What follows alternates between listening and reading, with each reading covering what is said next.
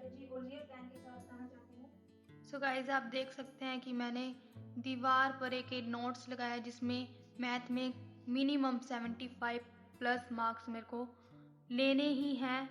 तो आप भी ऐसे लगाए क्योंकि आपको इससे कॉन्फिडेंस आएगा। स्क्रीन में आपको एक फॉर्मेट शो हो रहा होगा, ये एबीसी एनालिसिस है। इसके अकॉर्डिंग आप अपने प्रैक्टिस कर सकते हैं। अगर आप इस सीक्वेंस से चलोगे तो आपको 100% 75 प्लस स्कोर होगा। चलो शुरू करते हैं।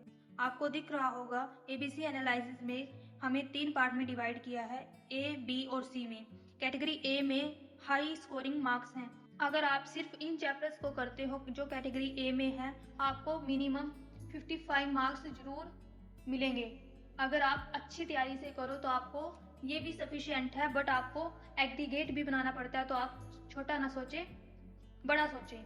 अगर आप पहले से ही सोच लोगे कि मुझे सिर्फ पास ही होना है तो नहीं कर सकते, क्योंकि मैंने भी यही सोचा था कि सिर्फ पास होना है, पर ऐसा चलता नहीं। सीए में आपको बनाना पड़ता है कि हमें कितना किस में स्कोर करना है।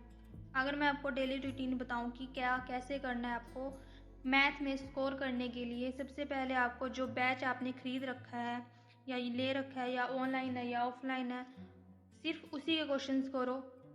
मैं ये नहीं कह रही कि जो मैं कर रही हूँ वो करो, आप सिर्फ उन्हीं के क्वेश्चंस करो जो आपको प्रोवाइड कर रखे हैं, क्योंकि आपने वो करे हुए, उनकी प्रैक्टिस भी है आपको।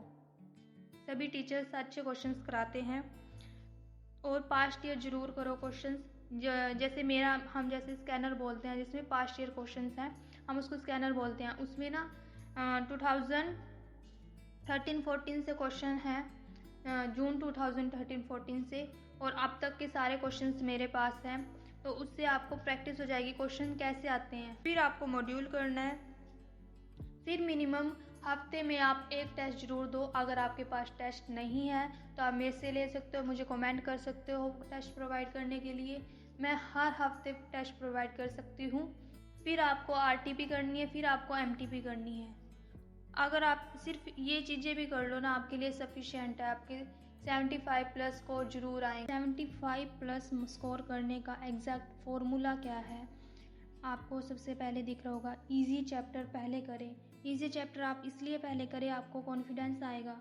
और काफ़ी बार ऐसा होता है कि हम इजी छोड़ देते हैं, डिफ़िकल्ट कर लेते हैं। जब भी हमें डिफ़िकल्ट भी नहीं होते फिर वो पेपर में, और इजी भी नहीं हो पाते, क्योंकि इजी हम प्रैक्टिस नहीं करते। हर चीज़ प्रैक्टिस मांगती है। आप प्रैक्टिस करो तो आपको ज़रूर आएंगे 75 प्लस स्कोर। फॉर्मूला कॉपी बनाओ। जैसे आप एक चैप्टर ले रहे हो, कोई पर्टिकुलर चैप्टर, वो आपने उसके नोट्स पढ़े, बेशक आपके नोट्स में हैं फॉर्मूलाज, पर आप एक नोटबुक लगाओ या किसी पेज पर लिखो। उस पर आप जैसे नंबर 1 डाल के उसमें फॉर्मूला लिखो। खुद हाथ से लिखोगे तो आपको जरूर आएगा। वैसे इतने फॉर्मूलाज नहीं हैं, हर एक चैप्टर में कम ही है।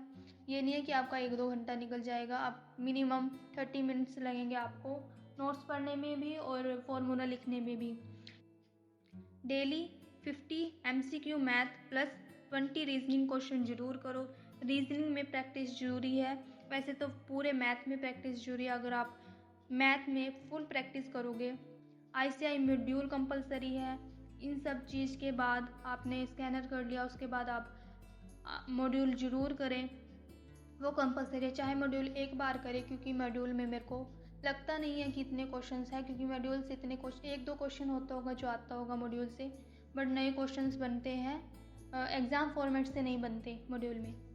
2 रिवीजन कंफर्म करें, आपको 75 प्लस कंफर्म मार्क्स आएंगे। बस गाइस, ये थी मेरा एक छोटा सा ब्लॉग। अगर आपको सबको पसंद आया तो प्लीज़ लाइक शेयर कमेंट जरूर करें।